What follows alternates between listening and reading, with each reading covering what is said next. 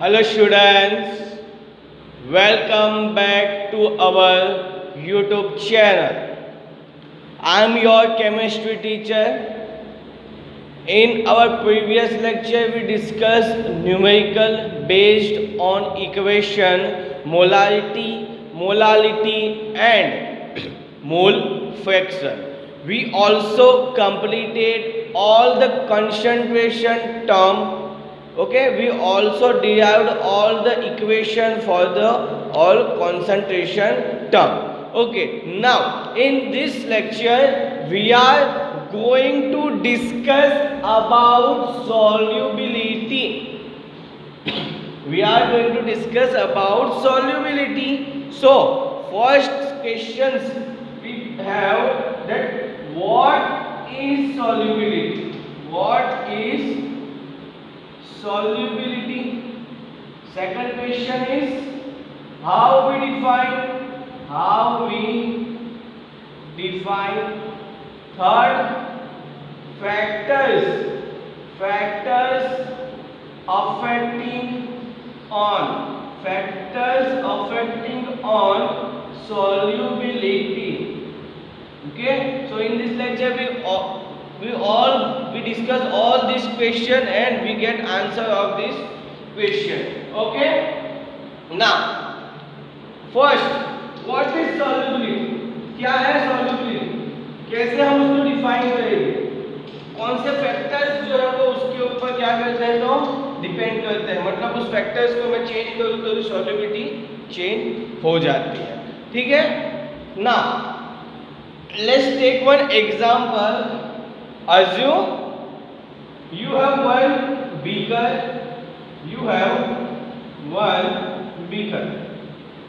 and in this beaker you have 1 liter of solution. 1 liter solution.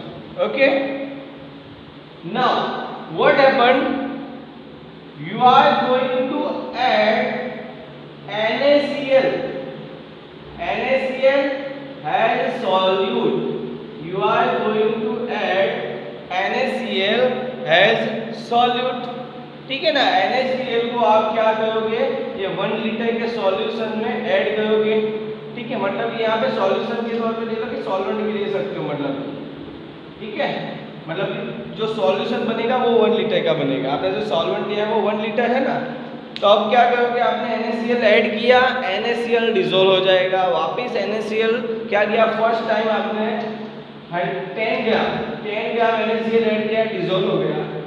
Second time 10 ग्राम आपने add किया, dissolve हो गया. Third time आपने 10 gram add किया, वो भी डिसॉल्व हो गया. बट अब क्या होगा, फोर्थ टाइम जब आप NaCl डिसॉल्व करने जाओगे, फोर्थ टाइम जब आप NaCl को डिसॉल्व करने के लिए जाओगे तो ये वाटर के अंदर, ये जो बीकर है उसमें जो वाटर एज अ सॉल्वेंट हमने लिया है, ठीक है, वाटर एज अ सॉल्वेंट जो हमने लिया है वो क्या होगा, अब जो ये 10 ग्राम था, फोर्थ टाइम जो 10 ग्राम NaCl हम ऐड करने जा रहे थे वो क्या नहीं होगा, डिसॉल्व नहीं होने वाला. ये फोर्थ टाइम वाला 10 ग्राम अनडिसॉल्व होगा. क्या होगा तो अनडिसॉल्व. ठीक है ना, अनडिसॉल्व. तो क्या हुआ, इसके अंदर इस सॉल्यूशन में 10 प्लस 10 मीन्स इसके अंदर 30 ग्राम NaCl डिसॉल्व हो गया. 30 ग्राम NaCl जो है वो डिसॉल्व हो जाता है. कितना तो 30 ग्राम NaCl डिसॉल्व हो जाता है. ठीक है, तो अब मुझे अगर इस सॉल्यूशन की सॉल्युबिलिटी बतानी है, सॉल्यूशन की सॉल्युबिलिटी अगर बतानी है वो हो जाएगी 30. वो हो जाती है 30. ठीक है ना. सॉल्युबिलिटी कितनी हो गई यहाँ पे तो 30. तो अभी आपको पता चल गया होगा कि सॉल्युबिलिटी हमें क्या बताती है. नहीं तो सॉल्युबिलिटी को हम कैसे डिफाइन कर सकते हैं, कैसे, तो क्या हुआ यहाँ पे मैक्सिमम से मैक्सिमम 30 ग्राम NaCl इस बीकर में डिसॉल्व हुआ. 30 ग्राम NaCl इस बीकर में डिसॉल्व हो गया, उसकी वजह से उसकी सॉल्युबिलिटी कितनी हो गई, 30 ग्राम हो गई। उसकी वजह से इस सॉल्यूशन की सॉल्युबिलिटी हो गई 30। So we define that solubility of any substance is nothing but maximum number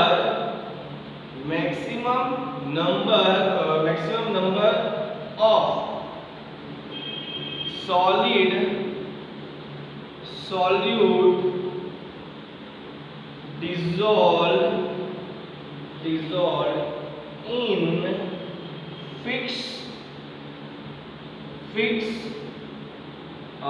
fixed amount of solvent at given temperature and pressure। I hope आपको ये दिख रहा होगा। चलो, बहुत ही अच्छा। तो सॉल्युबिलिटी को कैसे मैंने डिफाइन कर दिया, तो सॉल्युबिलिटी आपको क्या बताती है, तो आपके सॉल्यूशन में जो सॉलिड सॉल्यूट होता है वो मैक्सिमम कितने अमाउंट में, यहाँ पे नंबर या मैक्सिमम अमाउंट, मैक्सिमम कितने अमाउंट में डिसॉल्व होगा, ठीक है, वो भी किस में, तो फिक्स अमाउंट ऑफ सॉल्वेंट में। फिक्स अमाउंट ऑफ सॉल्वेंट, तो मैंने यहाँ पे फिक्स अमाउंट कितना दिया था सॉल्वेंट का, तो 1 लीटर मैंने यहाँ पे क्या लिया था, तो फिक्स अमाउंट लिया था सॉल्वेंट का, ठीक है। और क्या लिखा है, at given temperature and pressure, means अगर यहाँ पे टेम्परेचर, ठीक है, 298 केल्विन है, अगर यहाँ पे टेम्परेचर 298 केल्विन है और सॉल्युबिलिटी 30 है, तो टेम्परेचर पे मैं चेंज कर देता हूँ और कर देता हूँ 305 केल्विन। तो ये टेम्परेचर चेंज होने की वजह से सॉल्युबिलिटी भी चेंज हो जाती है। टेम्परेचर चेंज करने की वजह से solubility also change. So from this all discussion we can say that solubility depends on solute and solvents, means depends on solubility depends on first nature of a solvent and solute,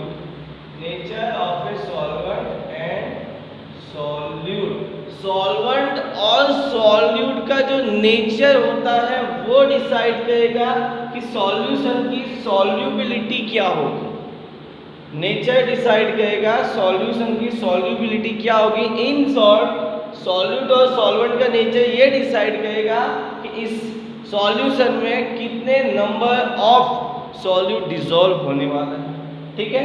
दूसरा point है solubility also depends on temperature, यहाँ पे मैंने discuss किया अगर temperature change हो जाएगा तो सॉल्युबिलिटी भी चेंज होगी, ठीक है। और थर्ड जो था वो प्रेशर, ठीक है। थर्ड क्या था, तो प्रेशर चेंज होगा तो भी सॉल्युबिलिटी चेंज हो जाएगी, ठीक है।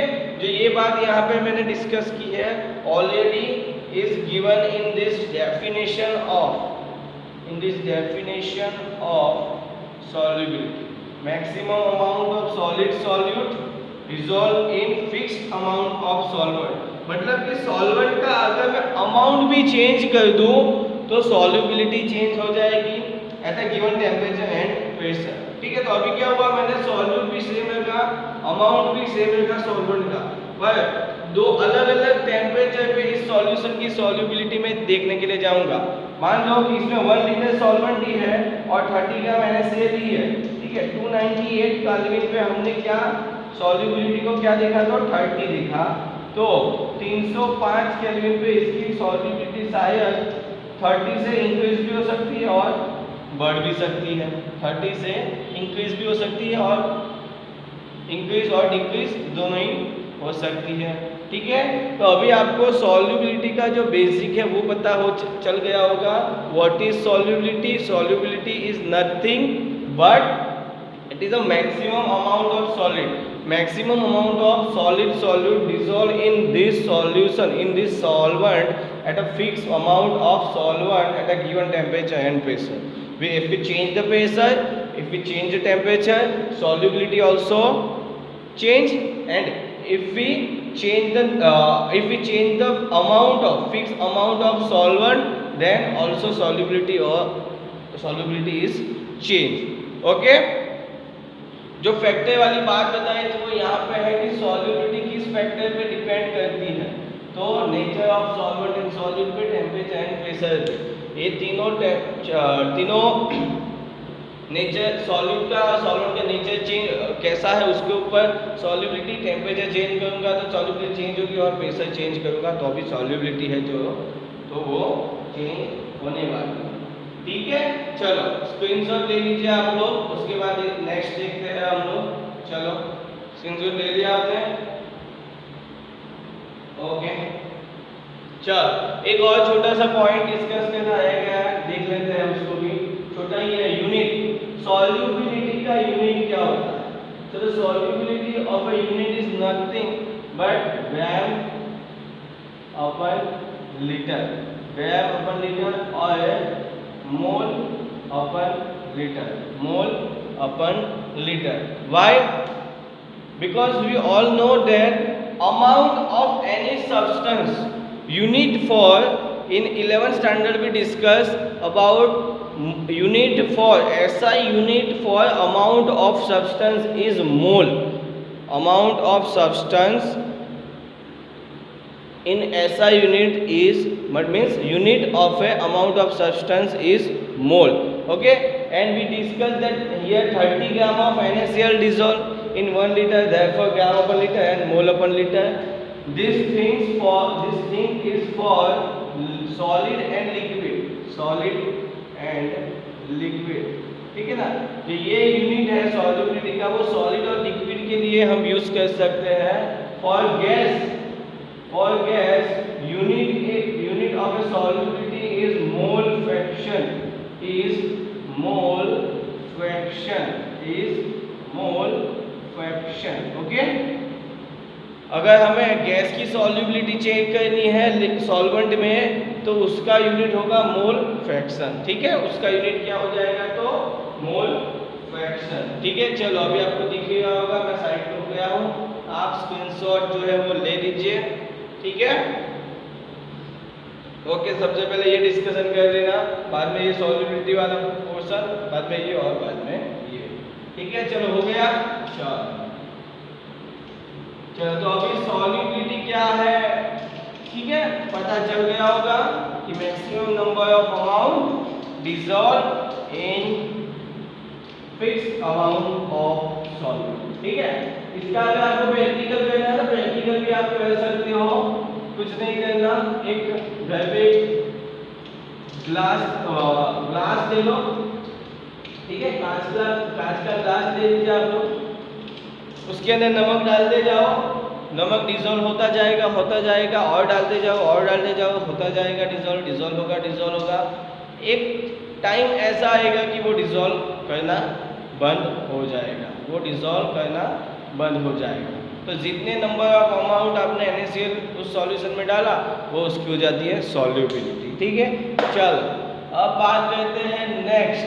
अब जो हम बात करने वाले हैं वो है solubility of a solid, solubility of a solid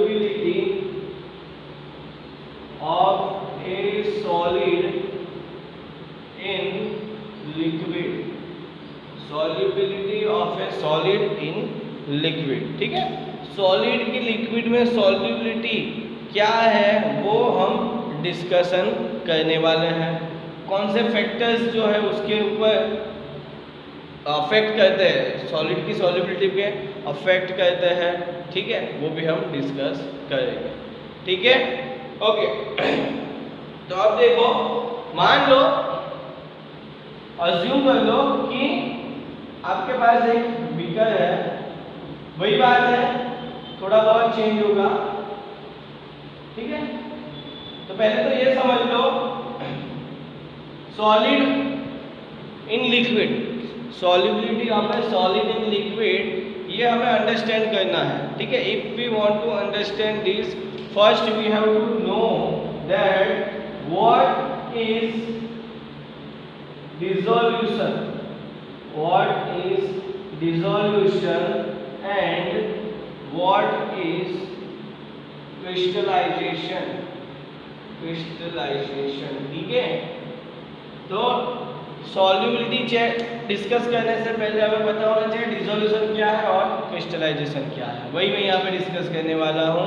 so assume that you have one beaker, in that beaker you have solution, in that beaker you have solvent, you have solvent.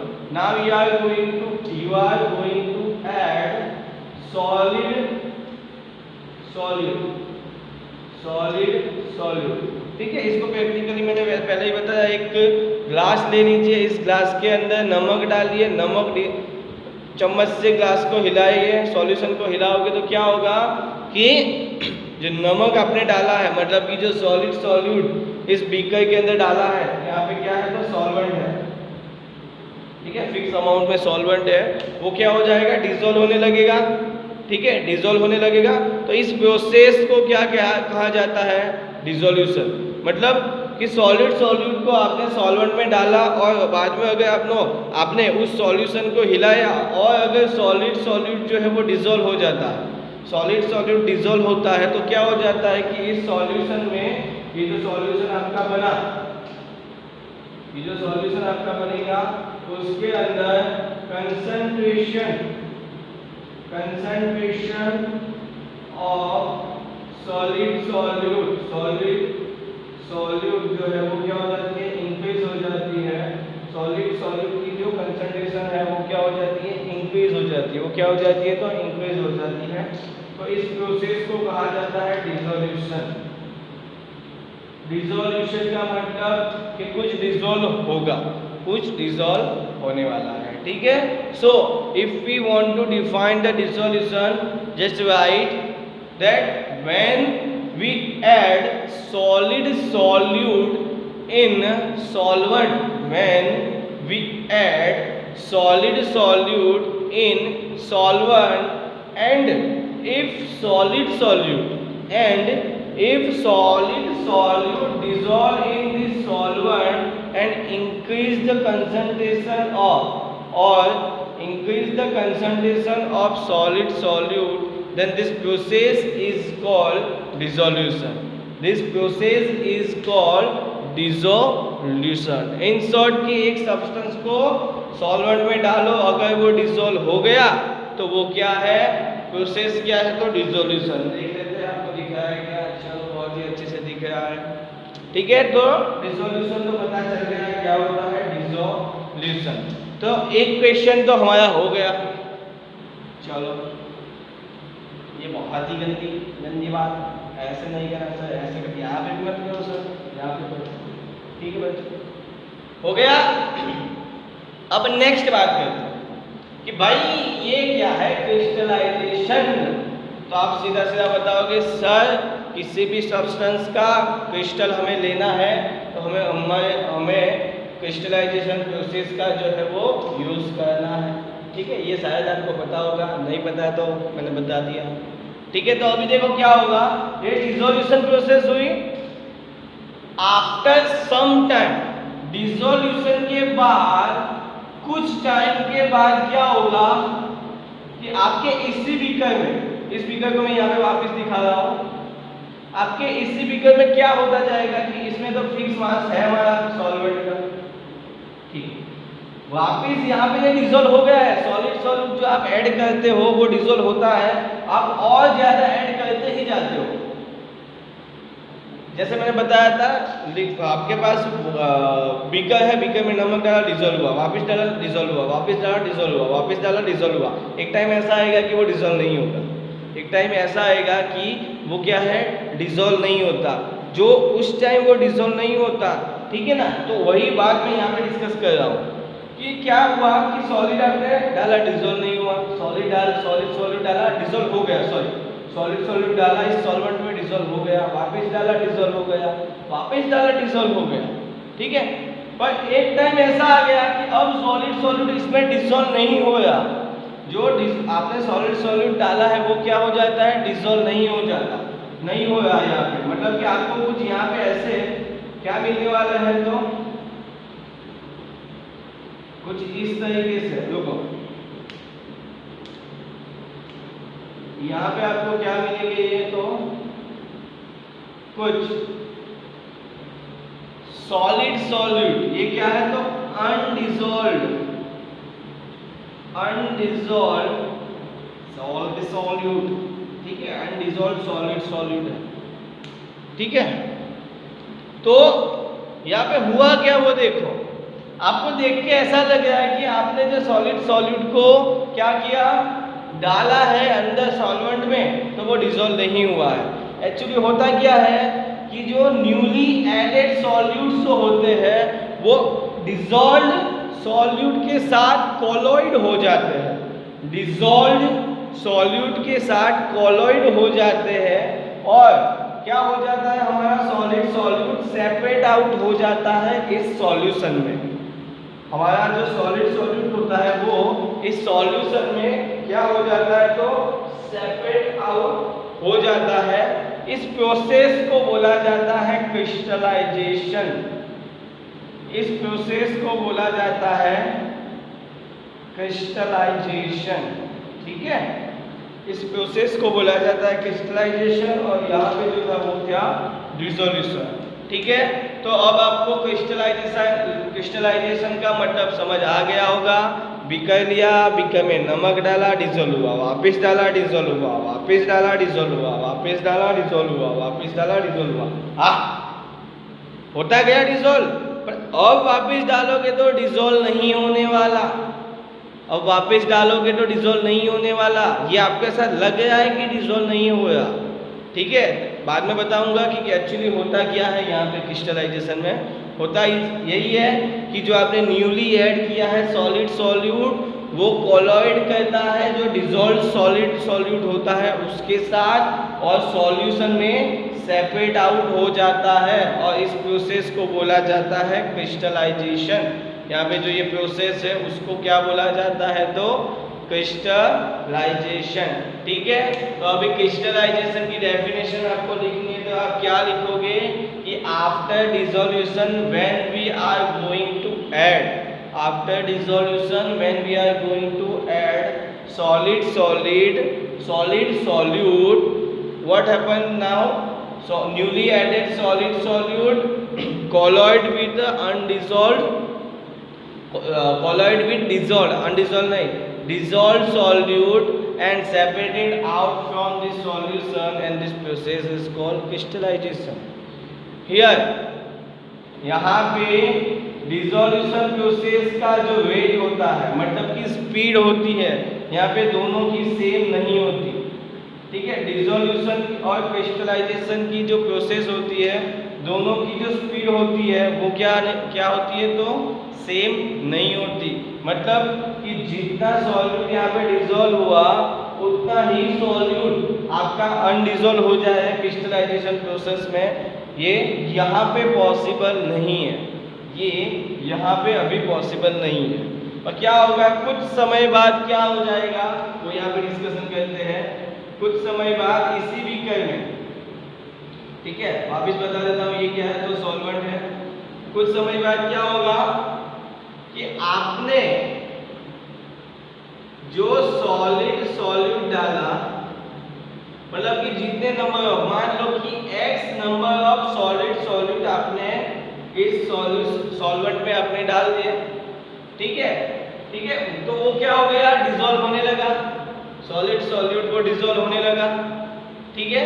तो ये हो गया हमारा डिसोल्यूशन का rate of dissolution. ये दिख रहा है क्या, चलो देख लेता हूँ दिख रहा है क्या। अरे वाह, दिख रहा है बहुत जगह, ठीक है। सॉल्यूट इस बीकर बीकर में आपने डाल दिया, ठीक है। मान लो कि x जितना सॉल्यूट जो है वो डिसॉल्व हो गया, तो उसको हम डिसॉल्व हो जाता है, ठीक है। सॉल्यूट को इस बीकर में आपने डाला, मतलब कि मान लो कि x जितना सॉल्यूट उसमें डिसॉल्व हो गया, उसके लिए जो टाइम लगा उसको मैंने बताया रेट ऑफ डिसॉल्यूशन। अब क्या होगा, उसी समय यहाँ पे इस सॉल्यूशन में क्या होगा, डिसॉल्व सॉलिड सॉल्यूट भी हो गए, डिसॉल्व सॉलिड सॉल्यूट भी हो गए, वो क्या हो जाएंगे, तो सॉल्यूशन में से सेपरेटेड आउट हो जाएंगे और हमें इस फॉर्म में यहाँ पे दिखने वाले हैं। क्या हुआ, जो सॉलिड सॉल्यूट डिसॉल्व हुए थे, ठीक है, वो कितने हैं, डिसॉल्व सॉलिड सॉल्यूट कितने हो गए, x हो गए। हमने जब सॉल्यूशन में सॉलिड सॉल्यूट डाले, ठीक है, सॉलिड सॉल्यूट जब हमने डाले वो कितने थे, x, वो इसमें डिसॉल्व हो गए। पर इसी सॉल्यूशन में जब हमने ये x नंबर ऑफ सॉल्यूट डाले तो क्या हो गया कि x नंबर ऑफ सॉल्यूट जो है, सॉलिड जो है वो क्या हो जाते हैं, अनडिसॉल्व, मतलब कि सॉल्यूशन में से सेपरेट आउट हो जाता है। वो भी कितने हैं, x ही है, वो भी कितने होते हैं, x ही होते हैं। और उसके लिए जो टाइम लगता है उसको मैंने बता दिया रेट ऑफ क्रिस्टलाइजेशन, ठीक है ना। मैंने यहाँ बताया था कि अगर डिसॉल्व सॉल्यूट सेपरेट आउट हो जाते हैं सॉल्यूशन में से, तो उसको उस प्रोसेस को हम क्रिस्टलाइजेशन कहते हैं। और यहाँ पे इस सॉल्यूट को अनडिसॉल्व होने के लिए, मतलब कि सॉल्यूशन में से सेपरेट आउट होने के लिए जो टाइम लगा उसको मैंने बताया रेट ऑफ क्रिस्टलाइजेशन, ठीक है। जब यहाँ पे रेट ऑफ डिसॉल्यूशन और रेट ऑफ क्रिस्टलाइजेशन सेम हो जाते हैं, रेट ऑफ डिसॉल्यूशन और रेट ऑफ क्रिस्टलाइजेशन सेम हो जाते हैं, तब सॉल्यूट और कुछ इस तरीके से, मतलब कि यहाँ पे इस सॉल्यूशन में डायनेमिक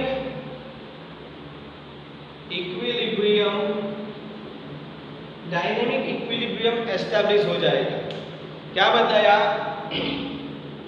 कि अगर x अमाउंट ऑफ सॉल्यूट इस सॉल्यूशन में डिसॉल्व हो गए, मतलब कि सॉल्वेंट में डिसॉल्व हो गए, ठीक है, तो हमें इस तरीके से एक सॉल्यूशन मिलेगा। अब क्या होगा, और सॉल्यूट ऐड करते जाओगे, डिसॉल्व सॉल्यूट सेपरेट आउट तो हो गए, पर वो कैसे सेपरेट आउट होने वाले हैं, तो उन दोनों का रेट जो होता है वो सेम नहीं होगा। पर कुछ समय बाद क्या हो जाएगा कि जितने सॉल्यूट, मान लो कि x सॉल्यूट डिसॉल्व हो गए, तो उतने ही, मतलब कि x ही सॉल्यूट अनडिसॉल्व हो गए, मतलब कि सॉल्यूशन में से सेपरेट आउट हो जाएंगे। डिसॉल्यूशन प्रोसेस के लिए जो टाइम लगता है उसको मैंने बता दिया रेट ऑफ डिसॉल्यूशन, और क्रिस्टलाइजेशन के लिए जो लगता है वो रेट ऑफ क्रिस्टलाइजेशन। और अगर इन दोनों का क्या हो जाए, मतलब उन दोनों के लिए टाइम जो होता है वो सेम हो जाए, उन दोनों का रेट जो होता है वो सेम हो जाए, मतलब कि जितना टाइम डिसॉल्यूशन प्रोसेस में लगा उतना ही टाइम क्रिस्टलाइजेशन प्रोसेस में लगेगा, तो इस बीकर में अभी क्या हो जाएगा, डायनेमिक इक्विलिब्रियम जो है वो एस्टैब्लिश हो जाने वाला है। इस बीकर में अभी क्या हो जाएगा, तो डायनेमिक इक्विलिब्रियम एस्टैब्लिश हो जाएगा। तो हमारी जो हमारी रिएक्शन होती है वो कैसी हो जाएगी, तो सॉल्वेंट प्लस सॉल्यूट एक दूसरे के साथ डायनेमिक इक्विलिब्रियम में एस्टैब्लिश हो जाएंगे, वो एक दूसरे के साथ डायनेमिक इक्विलिब्रियम में एस्टैब्लिश हो जाएंगे, ठीक है। दूसरी एक बात, chapter number 7 I think 11th standard equilibrium, वहाँ हमने पढ़ा था अगर इक्विलिब्रियम एस्टैब्लिश होता है तो कॉन्सेंट्रेशन सेम हो जाती है, कंसंट्रेशन जो होती है वो सेम हो जाती है, ठीक है। तो यहाँ पे डायनेमिक इक्विलिब्रियम एस्टैब्लिश होने की वजह से इस सॉल्यूशन के अंदर जो हमारा सॉल्यूट होता है उसकी जो कंसंट्रेशन होती है वो क्या हो जाती है, तो सेम हो जाती है। वो क्या हो जाती है, यहाँ पे कंसंट्रेशन सेम हो जाएगी। तो इस बीकर में क्या हो जाएगा, कंसंट्रेशन सेम नहीं कांस्टेंट हो जाएगी, concentration of solute remain constant, वो क्या हो जाती है, तो कांस्टेंट हो जाती है यहाँ पे ठीक है। जब डायनेमिक इक्विलिब्रियम एस्टैब्लिश हो जाएगा इस बीकर में तो सॉल्यूट की कंसंट्रेशन क्या हो जाएगी, तो कांस्टेंट हो जाने वाले हैं। सॉल्यूट की कंसंट्रेशन जो है वो कांस्टेंट हो जाएगी। ठीक है बच्चों, तो अभी आपको बहुत ही अच्छे से क्लियर हो जाना चाहिए। पहले मैंने बताया डिसोल्यूशन, बाद में क्रिस्टलाइजेशन, और जब रेट ऑफ डिसोल्यूशन और रेट ऑफ क्रिस्टलाइजेशन सेम होता है तब हमें इस सॉल्यूशन में डायनेमिक इक्विलिब्रियम देखने को मिलता है। ठीक है, जब हमें डायनेमिक इक्विलिब्रियम देखने को मिलता है तब जितना सॉल्यूट डिसॉल्व होता है इस सॉल्यूशन में उतना ही सॉल्यूट जो होता है वो अनडिसॉल्व हो जाता है इस सॉल्यूशन में। ठीक है, आपके बुक में कुछ वर्ड लिखा है कि concentration of solute in solution remains same because number of solute particle going into solution will be equal to the solute particle separating out। ठीक है, जितने इस सॉल्यूशन में सॉल्यूट डिसॉल्व होते हैं उतने ही सेपरेट होते हैं, इसी वजह से उसकी कंसंट्रेशन हो जाती है सेम। उसी वजह से उसकी कंसंट्रेशन जो होती है वो क्या हो जाती है, तो कांस्टेंट हो जाती है, सेम नहीं हो जाती, कांस्टेंट हो जाती है। एक और चीज हमारी बुक में बोली है सैचुरेटेड सॉल्यूशन और अनसैचुरेटेड सॉल्यूशन। यहाँ पे जो ये मैंने बताया था ऐसे सॉल्यूशन को मैं बताऊंगा, और अनसैचुरेटेड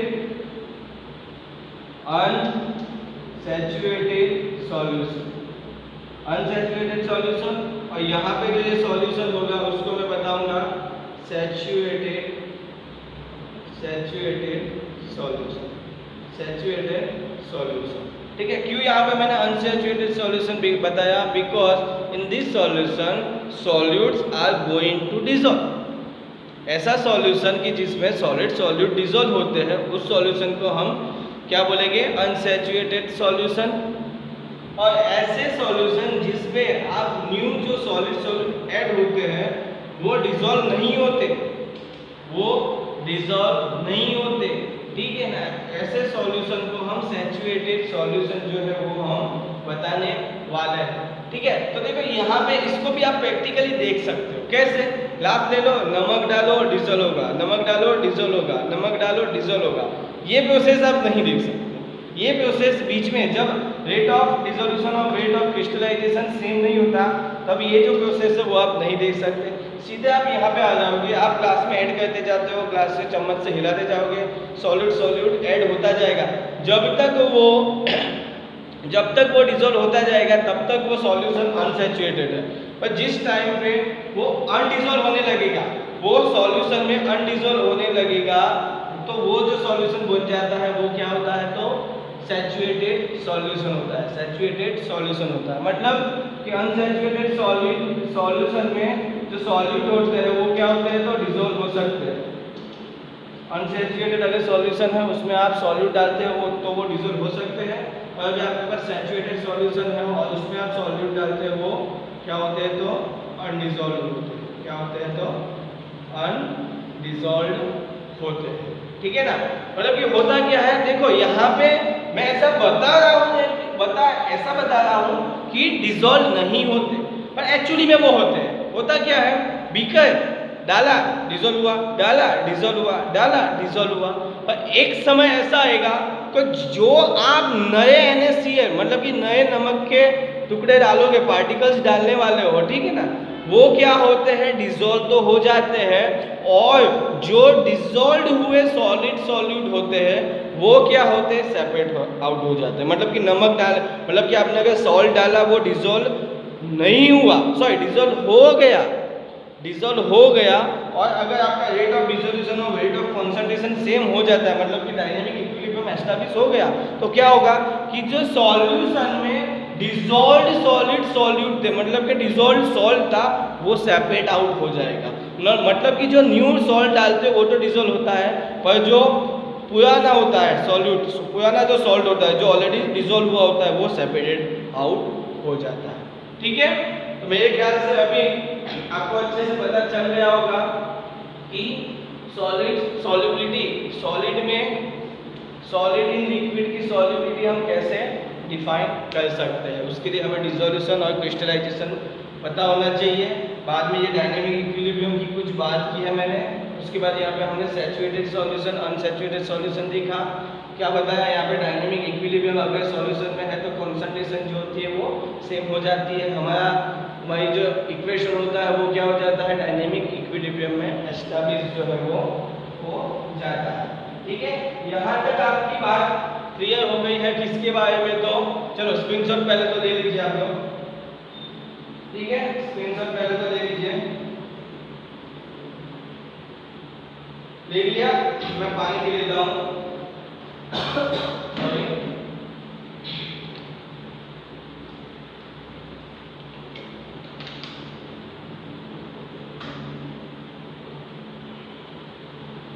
चलो हो गया। अब हम बात करेंगे factors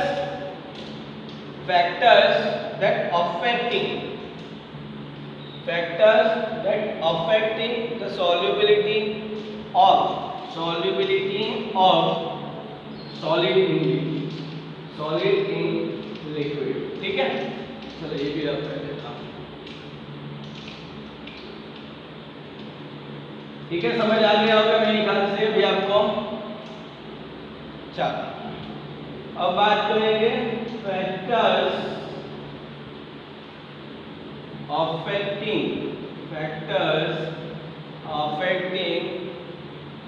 solubility of a solid in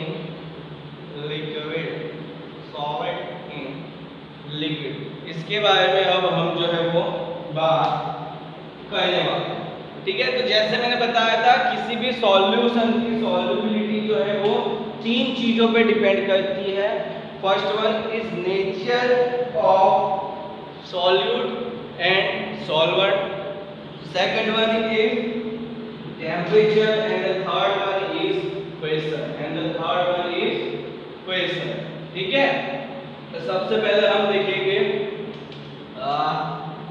nature of solute and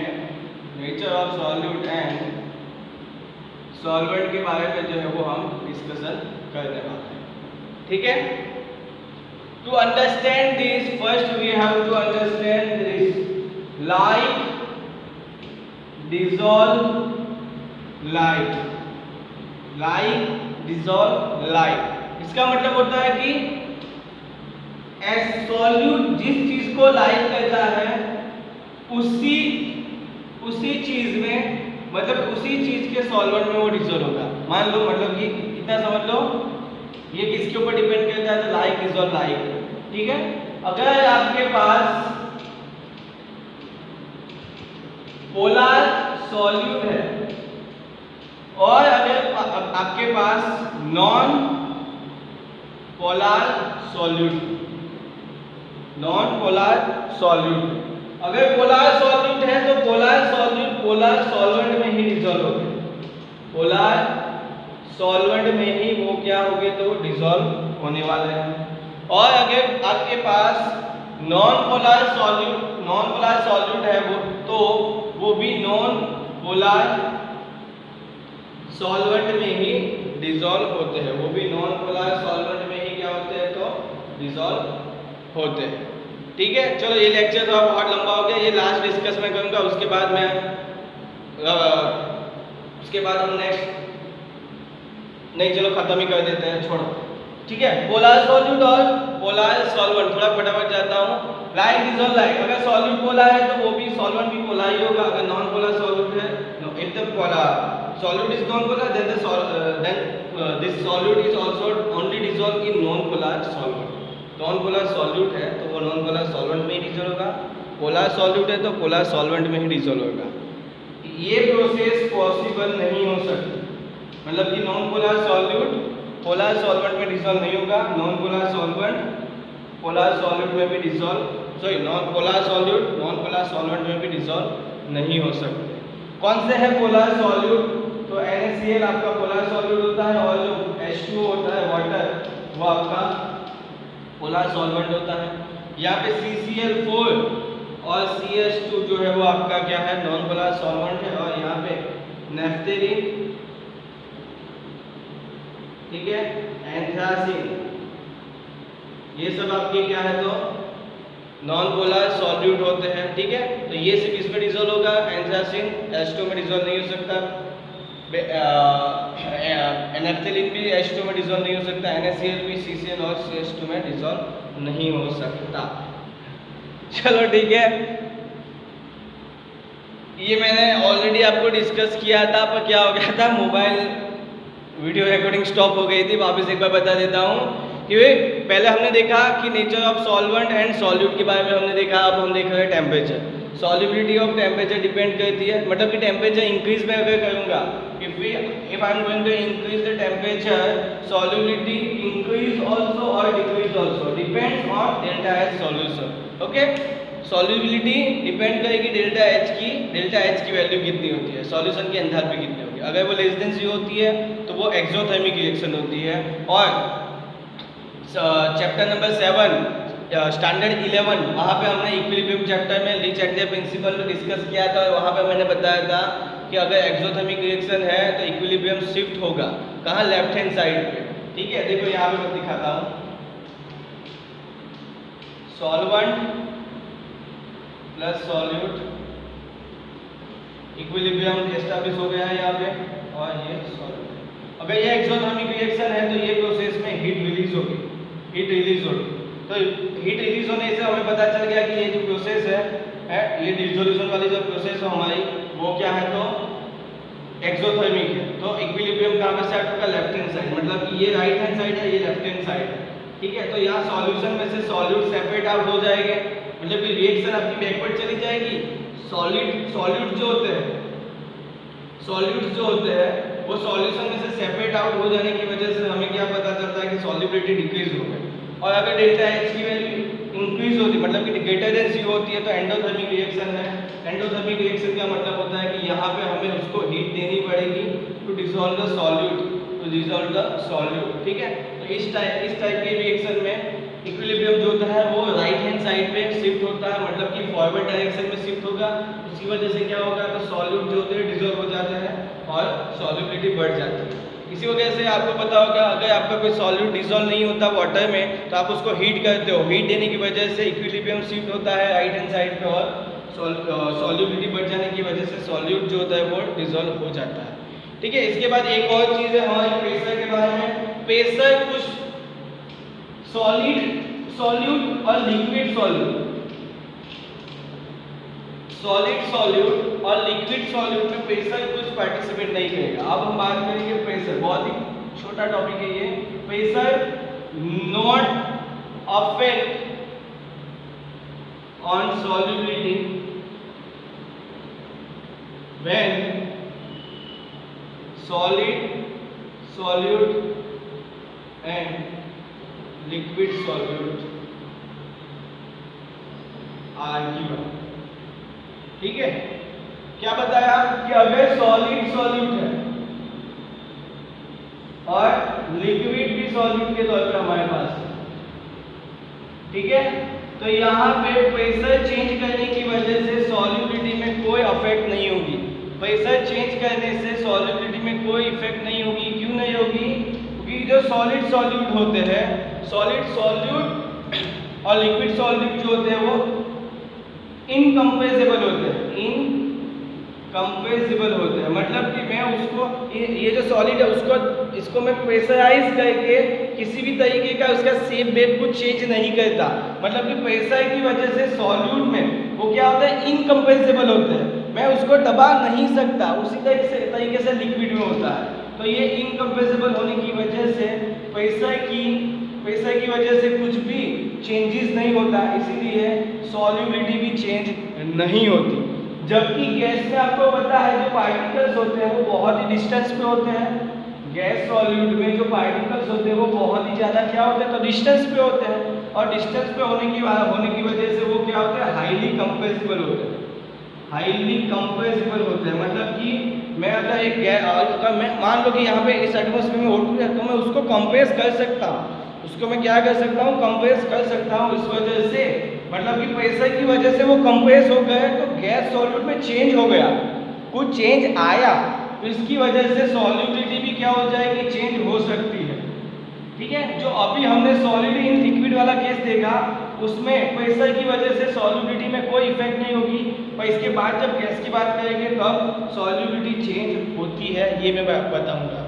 ठीक है, तो अभी आपको पता चल गया कि प्रेशर की वजह से सॉलिड सॉल्यूट की लिक्विड में, सॉलिड सॉल्यूट की प्रेशर की वजह से सॉलिड सॉल्यूट की लिक्विड में सॉल्युबिलिटी जो होती है वो इफेक्ट नहीं करती, क्योंकि वो जो होते हैं वो इनकम्प्रेसिबल होते हैं, जबकि गैस जो होते हैं हाईली कंप्रेसिबल होने की वजह से सॉल्युबिलिटी जो होती है वो क्या हो जाती है, तो चेंज हो सकती है। ठीक है, देखो ये बहुत लंबा लेक्चर हो गया है, इसलिए अब आप स्क्रीनशॉट ले लीजिए और पढ़ लेना।